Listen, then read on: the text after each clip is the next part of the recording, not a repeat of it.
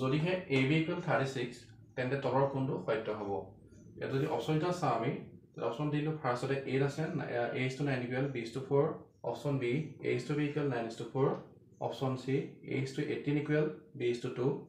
option D A/9 equal to 4:B এটা যদি আমি চাওঁ ইয়াতে লেখা আছে AB সো AB কেনেকৈ হ'ব বা কেতিয়া হ'ব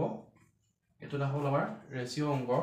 গতিকে অনুপাতত যদি চাওঁ আমি এইটো ইয়াত লব হ'ব লাগিব আৰু ইয়াত b টো হৰ হ'ব লাগিব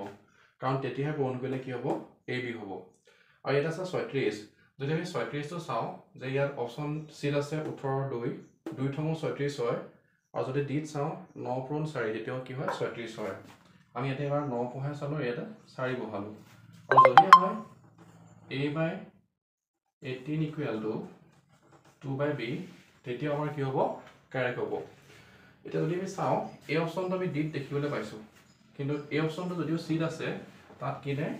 2:b নাই কি আছে b টো উল্টাই আছে গতিকে এইটো অপচন আমাৰ কাৰেক্ট নহব